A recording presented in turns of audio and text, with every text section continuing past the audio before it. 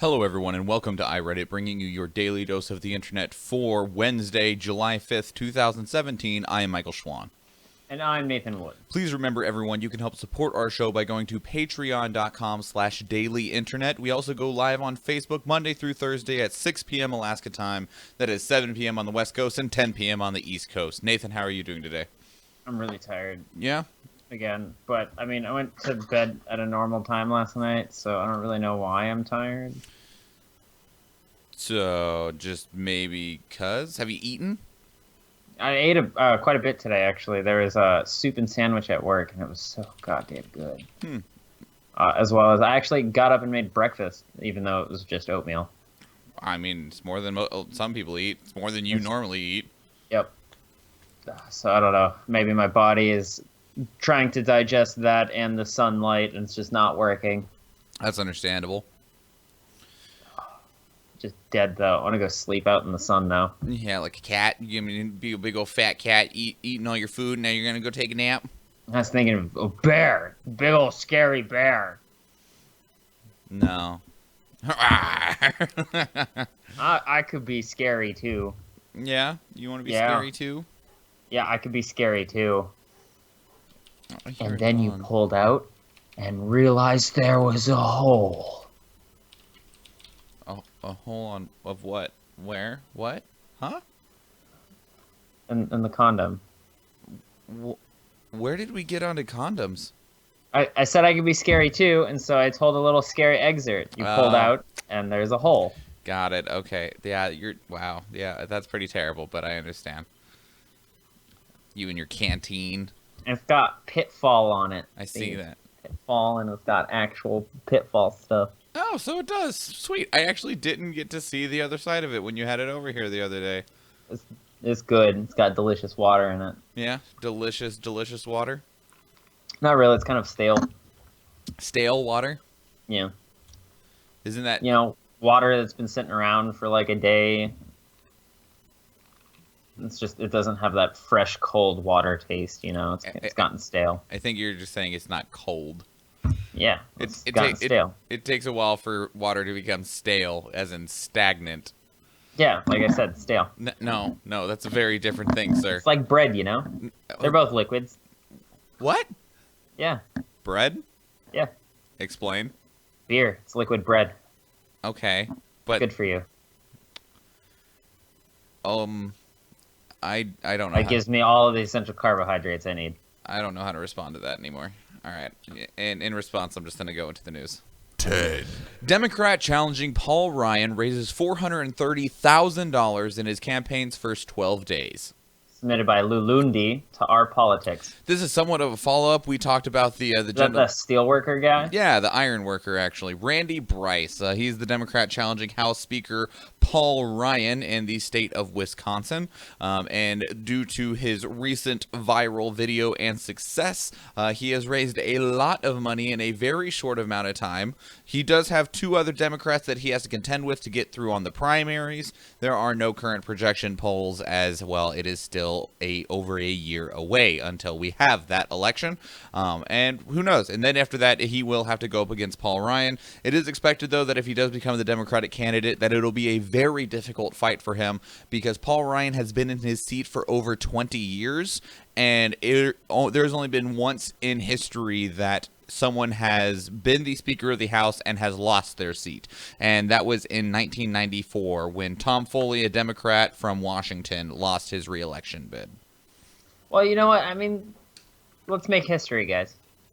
Well, and then I guess the question comes, how unpopular is Paul Ryan? I mean, because even now a lot of Republicans are starting to distance themselves from Donald Trump. So it's not even now, Republican president, vote Republican. It's what is this comes down to actually how do you feel about Paul Ryan? And also this will only be happening in Wisconsin as well. So wait, hold on.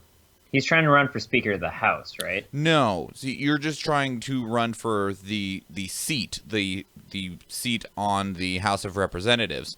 And because they vote for their Speaker of the House. You don't, like, once you are a representative, then you can try to become the Speaker of the House, but you don't run for it straight out. See, I was confused because I was like, if he becomes Speaker of the House, that means if we start impeaching people, we're going to get him. Yeah, that's not how that works. Now, that said, I don't know how the fine details of how they choose the Speaker of the House. So there is the potential there that if he doesn't get reelected, then there's no longer a Speaker of the House, and then they have to choose a new Speaker of the House, and it could be him. I think for all purposes, it could be, and then we're there. Politics is interesting in America. Politics is fucking weird. Like, the more I learn about it, the weirder it becomes. The more convoluted and asinine it is. Because it's really just infinite miles of red tape and loopholes. Mm-hmm. Mm-hmm. Yeah, it's bullshit sometimes. Yeah. A lot of the time. Most of the time. Yeah. Either way, this gentleman is doing very successful in his opening days of the campaign, especially because, I mean, we're not even really at the primary yet, and he's already raised $500,000. So good job to you, sir. From what little I know about you, you seem to be a promising candidate, and as of right now, I wish you luck. Yeah, best of luck to you, sir. Not that you will ever hear this, but on the off chance that you do, good luck. Yeah, definitely. Quick, someone send it to him. I mean, you could. I mean, you could always just email it to his email address. I mean, you gotta admit, like, when you get to a point of being popular, in this case, him being popular enough to be running through this office and everything, because he's running for the office, I mean, like, he probably has a shitload of emails and he wasn't expecting it. Well, it depends. I mean, normally when you're going to be running for a Congress seat, because that's what this is, you're running for the House of Representatives, and that's half of Congress, and you generally aren't just walking into it, ha da ha, you generally start really rolling on the preparations early. So, I mean, maybe it's a little overwhelming right this moment, but he will very promptly have a campaign manager and have several people on his campaign to help him sort through emails, track contributions, etc. I mean, even on local levels, people can get pretty large teams just to run for, like, state representatives because, well, it's that big of a deal. Yeah, no, it definitely is. It's a very important thing. I mean, you're the ones that make the decisions that affect everyone's lives. You literally have the power. You are only limited by those others that have the power. Mm-hmm. So. 9. Illinois poised to ban geolocation tracking without consent. This is submitted by top Reddit geek to our technology. Because of that Snapchat thing? No, not necessarily. I presume that this is also on the pretense that Illinois remains a state and doesn't get sold off to its neighbors. Right. Because there is that as well. The thing here is that the Geolocation Privacy Protection Act, or HB 3449, has already been passed in both houses. Both the House and the Senate have approved it on their state legislatures level. It is now on Governor Bruce Rauner's desk, ready to be signed. If he approves it or if he vetoes it, who knows. But basically what it'll do, it will make it illegal for a company to track a person's geolocation without first getting permission. So this is not as common as you think. It is a preventative measure. There are only a few such cases where this has happened. Apple got hit with a class action lawsuit a few years back for tracking users without consent. And this was just tracking your iPhone's location, recording it, and then it would go to Apple, and then they could potentially sell it to third parties. In 2014, the popular communication app WhatsApp shared the location, and the app called out to Google Maps without using a secure HTTP, which means that people could just watch it go by, essentially. And then also in September of last year, Google Play tracks you even if other apps don't, and it doesn't ask for permission, and there's no way to tell it not to track you unless you completely turn off your location services. And this will make those type of things illegal. There aren't any truly severe cases of harm from people being illegally tracked, but this is a preventative measure so that people cannot be hurt by it later. Damn. Huh. It's real fucking interesting that there's already a lot of these implemented that most people just don't pay enough attention to. Well, I mean, sometimes developers, normally apps will ask you, is it okay if we use your location services? And as soon as you click yes, then they're like, we get all your location information. Like things like Pokemon Go, the Snapchat maps, all of that stuff. They ask your permission first to use your location, and then if you say yes, then they start using your location for whatever function it has in the app, and then probably for their data keeping services as well. But there been a couple of situations where that they introduced location sharing by accident, and this would just incur a penalty. The penalty isn't large; it's $1,000, but it is a means of $1,000 per case. So I mean, if you had like 1,000 people that got hit by it, and then you'd have $1 million case there. But it is a preventative measure to try to ask people to be a little bit more considerate and review the things that they are putting out. Yeah, no, I'm kind of for this. I'm for people knowing what they're getting into when they're agreeing to certain apps. Well, and like that's the hard part is there's been several cases already in the past where people argue that, the terms of service mean so much yet mean very little to the user. Everyone agrees to it because they want to use the product, but no one ever reads what's in it.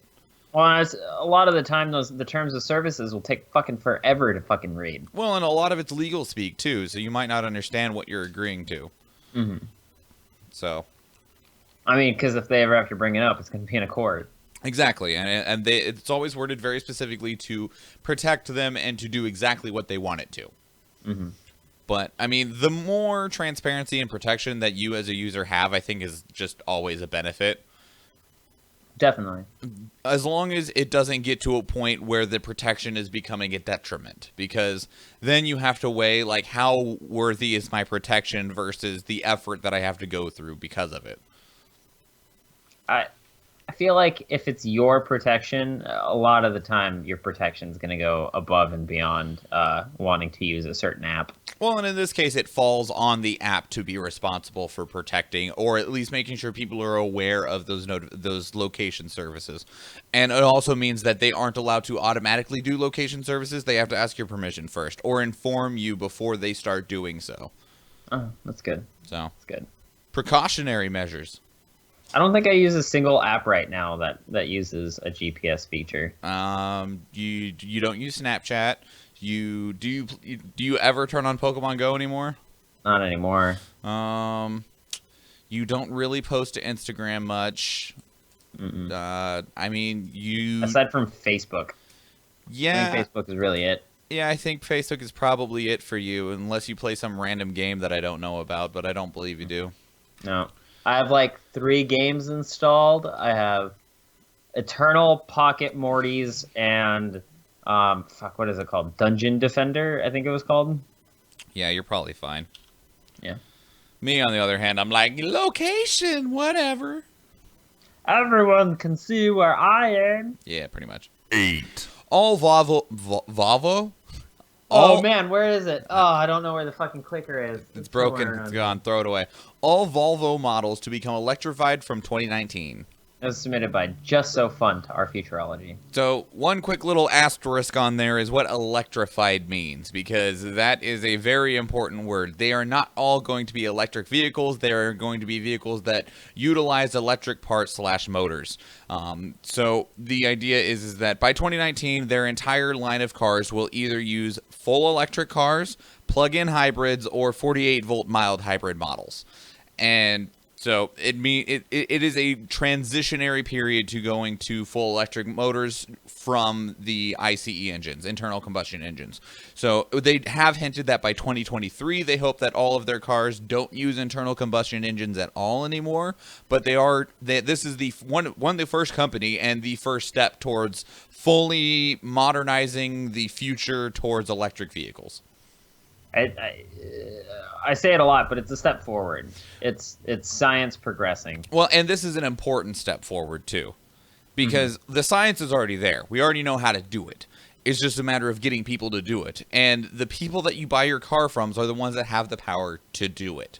If all of the car companies go through the transition of going from petrol engines to electric engines, then just eventually all the cars will be electric. That's the future right there.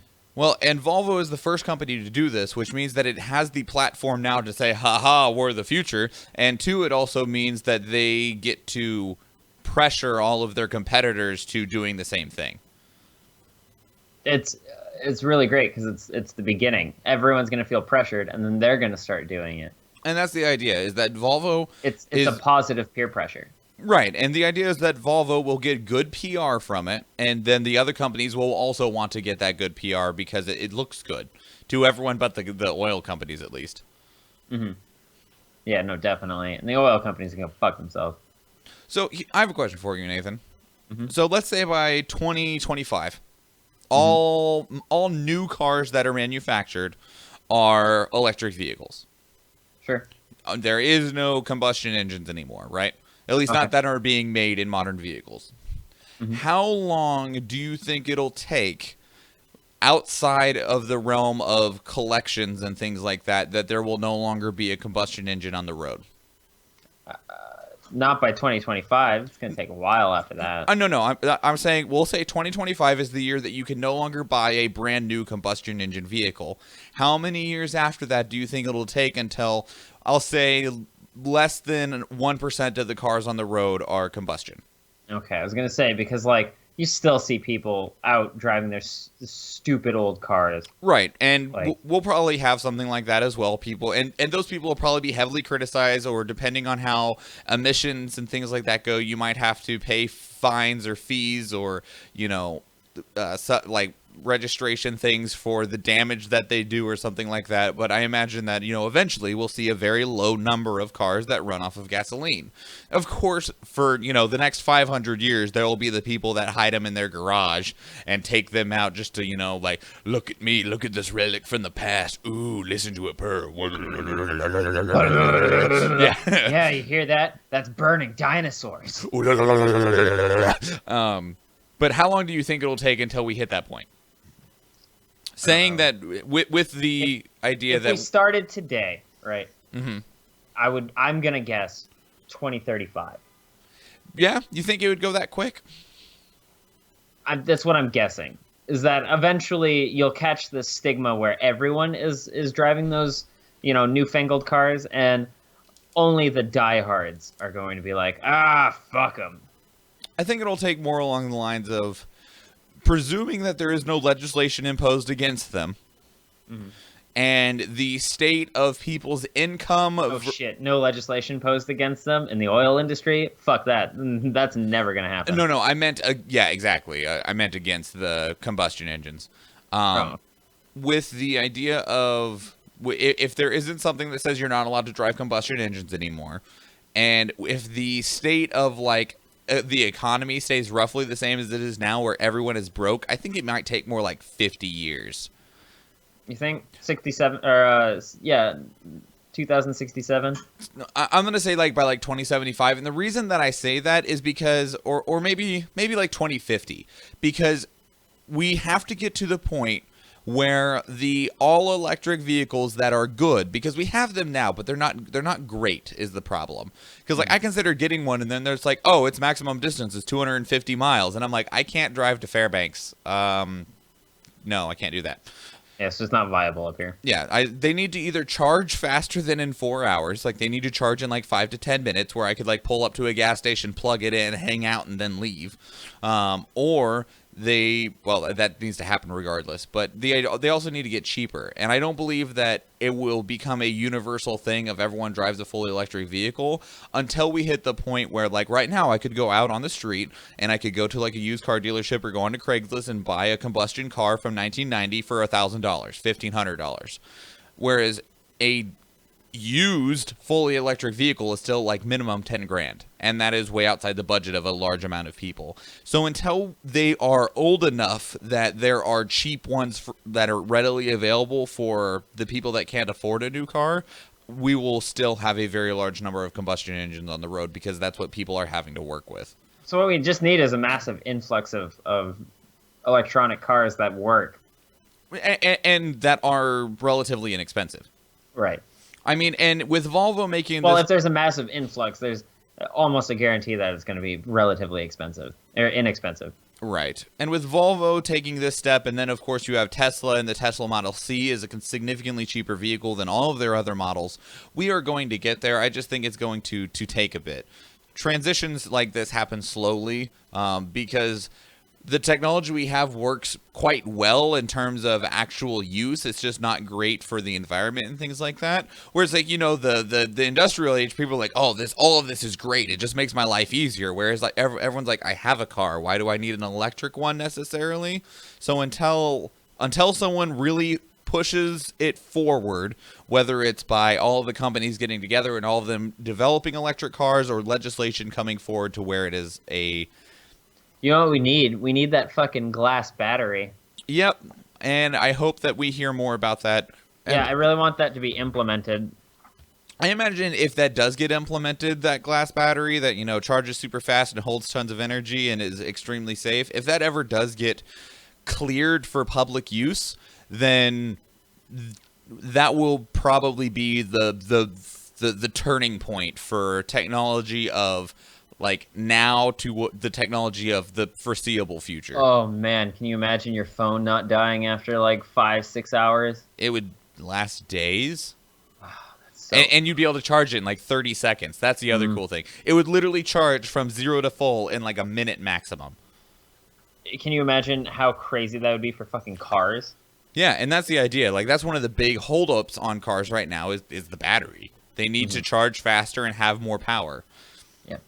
So, either way, hey, Mr. Battery Guy, dude who invented the battery and the lithium-ion battery and now the glass battery, can you, chop? I know you're like 93, so I'm really concerned you're gonna die. I believe in him. Yeah, I believe in his ability to do it. I'm just concerned about his heart still functioning. I mean, shit, fucking Stan Lee's still alive.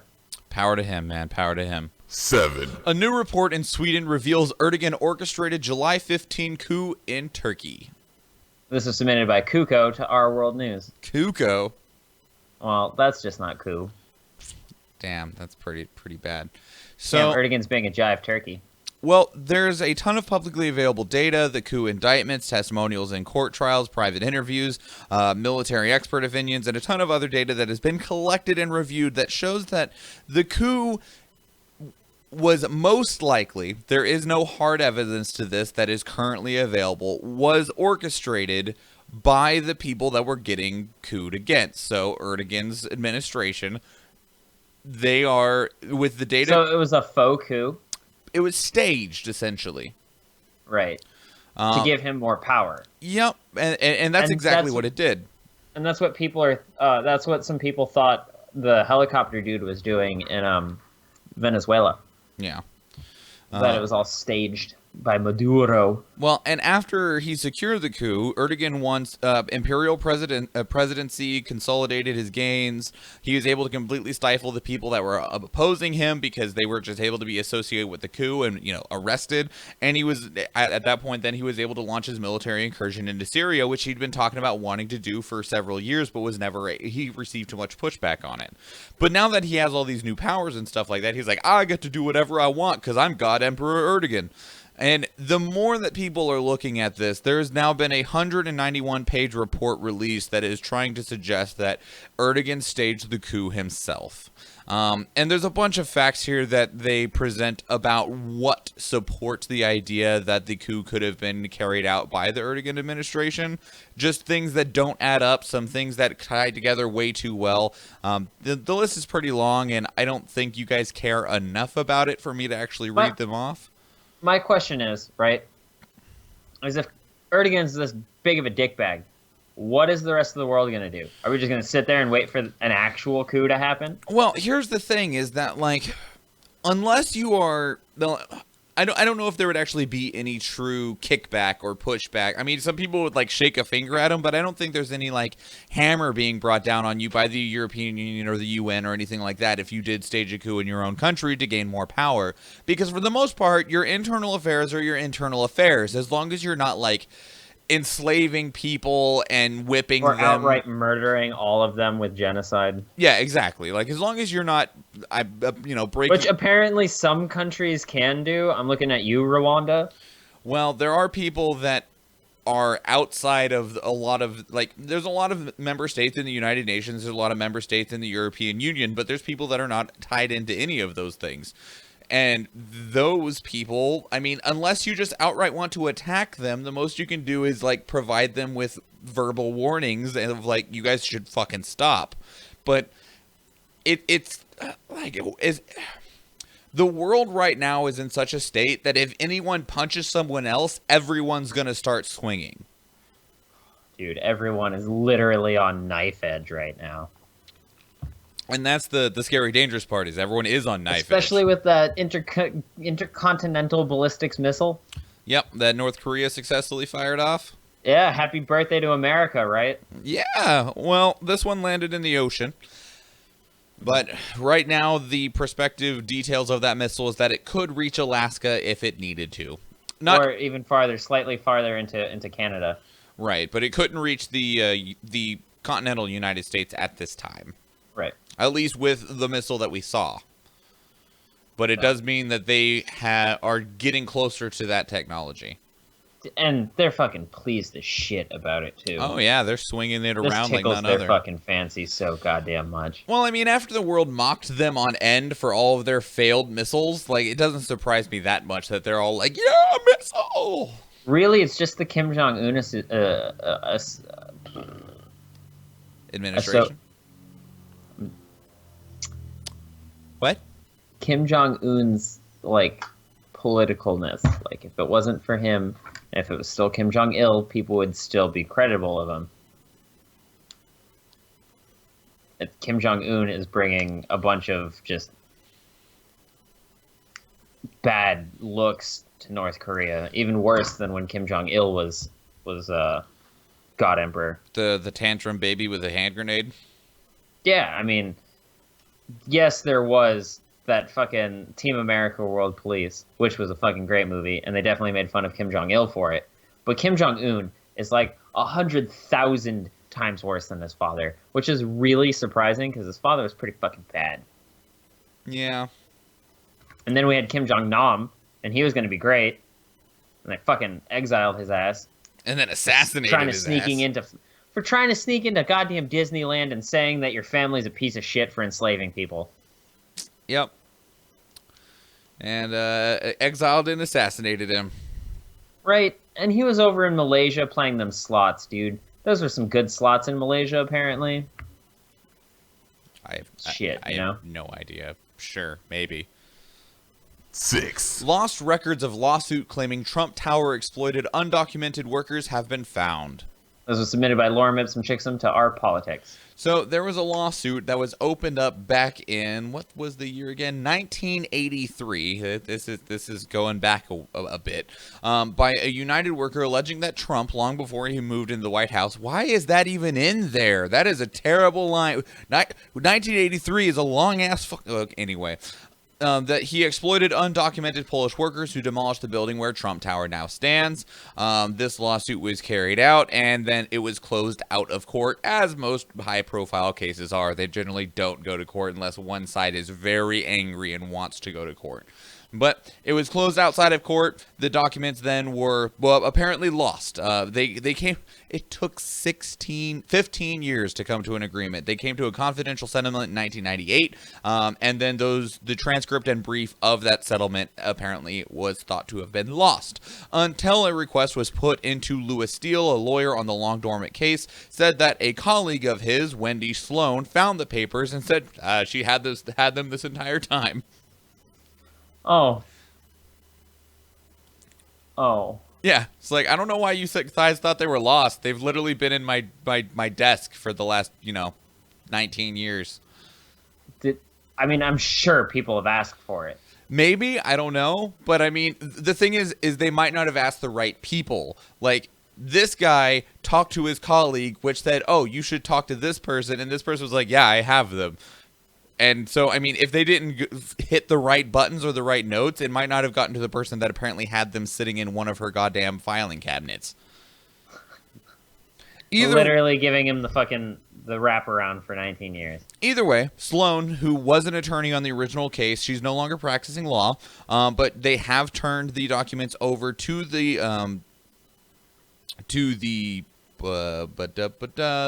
lower courts. There they are, to the lower courts, and then the lower courts which have approved the documents are going to give them to a lower court judge. The judge is the one who is able to unseal them. He can review them and then choose if they want to be made public or not. It's fucking interesting as shit. Yep. I hope that they are unsealed. I kind of want to see what had happened. Well, I am also curious to see what happened, but the important thing here is that I don't see even like let's say this case is unsealed, we get the documents from it, and it's like, yes, he hired a bunch of undocumented Polish workers to knock down the old building, 30 years ago and build a new one. I don't see anything at all coming from that whatsoever. No, I mean, neither do I. That doesn't stop me from wanting to know. Like, it would just be like, yeah, Trump does some shitty stuff. Look, here's a relatively shitty thing that he did. I don't know. Maybe they can press some kind of charges for compensation. I think we're past the statute of limitations on it. I don't know what the statutes would be, but it's so long ago. Yeah. Like 1983, man. I don't know if people can still get arrested for murder crimes that happened like 40, 50 years ago and still prosecuted and thrown in jail. I feel like they should be able to charge this guy with some shitty like collusion or some shit, and then like make him pay all of these people, these undocumented workers, even more. I don't know if it works that way. Like, I legitimately have no idea, because I mean, with murder, you fucking killed someone. Like, but when it comes to, having undocumented workers, like 30 years ago, like I don't know if there's even a case there anymore. I don't know. I can see where you'd want there to be one, but I'm speaking purely from a legal basis. I don't believe that there actually is one. Like, I'm pretty sure it's so long ago that, like, unless something happened to the workers, like if you hired undocumented workers because you knew you were going to be, like, I don't know, putting anthrax in the walls or something like that caused a lot of harm to them, then maybe, because you've, had very ill effects on people's lives. But otherwise, I don't think there's actually anything that you can actually hold against them. There has to be some. I figure a lawyer could think of something, but I definitely can't right now. Well, yeah, that's neither of us are lawyers, buddy. We're close. We're close? Just a few years of law school. Sure. Are you in law school right now? Yes. I don't believe you. I can. 5. Trump will have buses of supporters sent to his speech in Poland, utilizing Communist Party tactics. This was submitted by It Never Ends 32 to Our Politics. The current president of Poland, who is a very large ally of Trump, specifically Trump, not necessarily the United States. I'm talking specifically to Trump. He, regards Trump as a man who is changing the world, who is changing the shape of the world's political sense. He has also, claimed about their government being attacked by liberals, post-communists, lefties, and genderists. So he's that brand of person. He has promised that Trump will have a very warm, filled with supporters welcome, to the point that he is having buses sent out to different sections of the country to have Trump supporters bust in to greet him when he arrives. Damn. To make it look as though he is extremely well supported, even though in literally, like, he's going to arrive in one town where all these supporters are and then drive to another town, and it is currently projected that over 100,000 people will be protesting him at that other town. So they're, oh God, that's hilarious that they have to bus in people who agree with him. Yep. And as for the reference to the Communist Party would bus agreeable crowds to Warsaw to greet visiting dignitaries from Moscow. So, because they wanted them to have a nice, warm welcome and look like they were a unified country, especially when it came to another country's visitation. Isn't that what North Korea does? I have no idea. I mean, maybe they're communists, so it's quite possible. I watched it in the interview, and that was a great movie. I'm not sure if it's an accurate depiction of North Korea, but hilarious ass movie. Andrew in the chat room says that Trump is pretty popular in Poland. He is popular to their government. I mean, Poland is a very nationalistic, has a very nationalistic government. Well, according to some research, Poland has a 73% favorable view of the U.S. However, right now, only 23% of Poles have when I say Poles, I mean the Polish people, not Poles as in the, like, conducted polls. Right. Because apparently Trump smashes in those. Right now, according to recent polls, 23% of Poles have confidence in Trump. So only about 1 in 4 people actually approve of him. Well, I don't want to say approve, have confidence in him. I'm not sure if those are actually the same thing, but... I don't know. Either way, like not many people in the world have a very like percentage-wise have a great view, outlook, support on Trump. Most people just don't like him. Well, he helps a lot of people not like him. I mean, if you're being put off as an unlikable person, and you've done things that are very unlikable, and then you try to defend your unlikable things. Right. Well, or, you know, you like it's the classic politician thing of I'm going to do this, and then you do the exact opposite. And a lot of people thought that Trump would be the person that breaks that mold. But drain the swamp, right? Well, I mean, he drained the previous swamp. Does that count? And then replaced it with a shittier swamp. Was the last one that great? Well, okay, maybe not. But, like, at least they were politicians and knew what they were doing.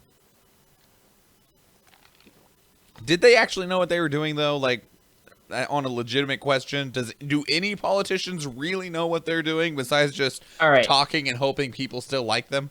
On a philosophical level, I feel like nobody really knows what they're fucking doing, right? And that humanity is just constant mistakes that we kind of just go over until we, you know, just inevitably survive because we're fucking worse than roaches. Yeah. But, all right. But there are some people who may not know what they're doing, still know what they're doing a little more than other people. Sure. Right? Mm-hmm. So these people who had just gotten kicked out had been in there for a while. They knew what they were doing. For the most part. Sure. These newer people who have no fucking no experience in politics whatsoever have now been put into very high level positions, right? Sure. Let's say, hey, you own a restaurant, right? But you need a night manager. You don't have anybody except for that 15-year-old kid who, fuck, you don't even know anything about aside from the fact that he just got hired like a week and a half ago. Sure, you're the new night manager. Mm-hmm. You know the name of the store, right? Yeah, we're working at Wheatley's, right? No, this is Sonic. Oh. 4. NPR tweets the Declaration of Independence, and people freak out about a revolution. This is submitted by Majora Muncher to R. Not the Onion. Sweet Jesus Christ. Now, like, okay, so anyway, NPR sent out a series of tweets about that was literally just taking words and phrases and lines from the Declaration of Independence and tweeted them out. Things like the unanimous Declaration of the 13 United States of America, when in the course of human events it becomes necessary for one people to dissolve the political bands which have connected them with another and to assume among the powers of the earth, the separate and equal station to which the laws of nature and nature's God entitle them, a decent respect to the opinions of mankind, requires that they should declare the causes which impel them to the separation. Well, and there was several other lines that were tweeted out as well. These were all lines taken straight from the Declaration of Independence, and people not well educated with the Declaration of Independence, and I am not claiming myself to be higher than that, started calling out that they were, you know, sending out propaganda for a revolution. Tweets such as, "So, NPR is calling for revolution. Interesting way to condone the violence while you try to sound patriotic. Your implications are clear." But I love the guy who said NPR should have funding pulled for threatening revolt. King George III, not Trump. A few of the replies to NPR tweeting, people saying, horse shit. Seriously, this is the dumbest idea I've ever seen on Twitter. Literally, is no one going to read 5,000 tweets of this trash? Defund NPR, let the Hollywood elites pay for your biased propaganda. And then the news was released that this was literally just the Declaration of Independence. And a few of the people apologized, and a few of the people, you know, making the connection of there's probably a very large portion of Americans that would not know that that is from the Declaration of Independence. I know that I would not because I have not memorized the Declaration of Independence. But the fact that you just, like, straight out just are like, you're biased and stuff, America. It's like people just need to stop for a second, right? Take some time. Google search some shit. Well, and like as soon as I saw, like there's a few lines in there that I would have been like, That's pretty old speech, like the way that we talk, the way that you would try to incite revolution today is not the same way that you would speak in 1776. No, if you want to incite revolution today, go look at Trump's Twitter. Or you just, I throw a fidget spinner into the road and, say, we all worship you. Throw a fidget spinner into the road and call it ISIS. Sure, but you're terrible. But I mean, what I just read was just a small piece of it, and like that was old talk. That does not inspire people the same way today that it did, 241 years ago. Yeah, no. You gotta modernize those words for it to really inspire people nowadays. Unless you're super, super patriotic and know the Declaration of Independence by heart. Yeah. So, good job, NPR. Way to show people just how silly we can be. And that's the word I'm going to go I got with. it. What? We'll steal the Declaration of Independence. Shut up, Nicolas Cage. 3. Saudi Arabia has clear link to UK extremism, says a new report. This was submitted by Iconoclasm to Our World News. Yep, so according to a report that has not yet been released but is apparently sitting on Theresa May's desk, this report was instituted by a commission back in 2015 by former Prime Minister David Cameron, and it hasn't been fully completed yet, but it suggests that there is a large amount of ties between especially the recent extremism in the United Kingdom with Saudi Arabia. Now, this would be a problem because Saudi Arabia and the United Kingdom are really good friends, and it would be very detrimental to them, especially if the UK were the ones who broke this information. So right now it's just kind of sitting in limbo. Well, I mean, what are they going to do about it? Are they just going to... Is the UK going to cut ties with Saudi Arabia? Maybe, I don't know. Like, there's a problem is that there's literally billions of dollars of trade between the United Kingdom and Saudi Arabia every year. Like, they heavily rely on one another. That's really interesting. A lot of these situations people are getting put in. Just purely because, like, they're finding out shit that they didn't think that was happening. And then they find it out and they just don't know how to react. Well, and I think the same thing happens on a personal level. I mean, you generally people are not always who you think they are, and so you're like, yeah, I've known this guy for... It's the same thing when like someone like kills their family, and then the neighbors are so surprised. They're like, they were always really nice. I've known them for like 15 years. I never would have guessed. The same thing. Surprise! That dude just murdered. Half of his family. I mean, the same thing can be said on a political level on a world scale. Mm-hmm. It's like, yeah, we've been, allies for 115 years. Oops, they, are... Well, fuck them. They're the main perpetrators to, sex trafficking. I never would have known. It's like, well, yeah, they didn't want you to know. That's why it was a secret. Mm-hmm. Everyone's friends until their secrets come out. Yeah, and I mean... There's a lot of things about Saudi Arabia that just seem to like have a lot of red flags going up. So, but they also have their hands in so many things. Like, what do you do? I don't know. Like you would have to pretty much cut ties like they did with Qatar. Yeah. I don't think a lot of countries are willing to do that because of financial reasons. I mean, it's not just financial reasons. It looks bad on everyone's resume. Yeah. Well, hopefully we do get more information on that, but right now we're not being given any. So, 2. CNN discovers identity of Reddit user behind recent Trump CNN gif and reserves the right to publish his name should he resume his ugly behavior. This was submitted by an author to Our Television. So this exploded recently because CNN was borderline blackmailing this guy. The Reddit user who is Han asshole solo called CNN's. They found out who he was, and then they went through his Reddit history and found enough information to find out this dude's name, his phone number, his address, and basically they didn't blackmail him. But in terms of them trying to contact him, he then deleted his entire Reddit history. And it's not gone though. I mean, it's Reddit. Literally, there's an entire website devoted to retaining everything that's ever put onto Reddit. But either way, and then he issued a public apology on R the Donald because he was a very active member there. And then CNN published their story about Han Asshole Solo and said that is not publishing his name because a private citizen who has issued an extensive statement of apology showed his remorse by saying he is taking down all of his offending posts and because he said he is not going to repeat this ugly behavior on social media again. CNN reserves the right to publish his identity should any of that change. My video interrupted. Nathan, your video is completely frozen on my end. Like, I have no video from you. Nathan, can you hear me? Oh. Hello? Nathan? Oh, God. Is my internet dying? Oh, there is